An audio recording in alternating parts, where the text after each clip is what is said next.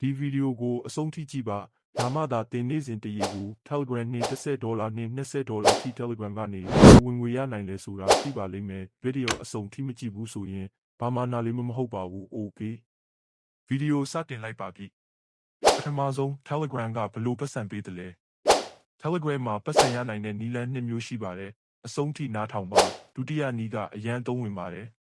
ပထမနည်းလမ်း Affiliate Program ဖြစ်ဝင်ငွေရယူခြင်း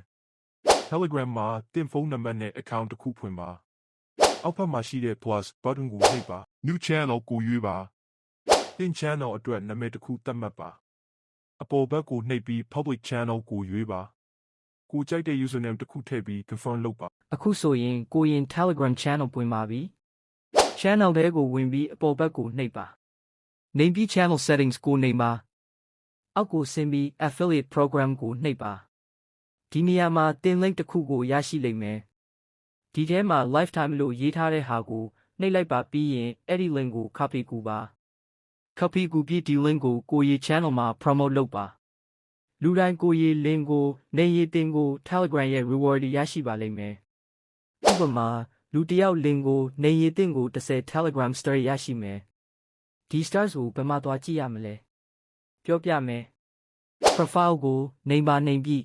scroll ဆင်းပြီး Telegram star ကိုနှိမ်ပါအဲ့ဒီမှာတင်ရရှိထားတဲ့ stars ကိုတွေရပါလိမ့်မယ်ဒုတိယနည်းလမ်း channel monetization ဖြစ်ဝင်ငွေရယူခြင်းဒီနည်းလမ်းအတွက်တင် channel မှာ subscriber 1000လိုပါတယ် channel ထဲဝင်ပါအပေါ်ကိုနှိပ်ပါ channel settings ကိုရွေးပါ scroll ဆင်းပြီး statistics ကိုနှိပ်ပါအောက်ဘက်မှာ monetization ကိုနှိမ်ပါအခုဆိုရင်တင် channel monetize ဖြစ်သွားပါပြီတင် post တင်နိုင် view နဲ့ engagement အပေါ်မူတည်ပြီးပတ်စံရနိုင်ပါတယ်ဒီဗီဒီယိုမှာတော့ဒီလောက်ပါပဲဗီဒီယိုကိုကြိုက်နှစ်သက်ရင် like subscribe လုပ်ပေးပါနော်ကြည့်ရှုပေးတဲ့အတွက်ကျေးဇူးတင်ပါတယ်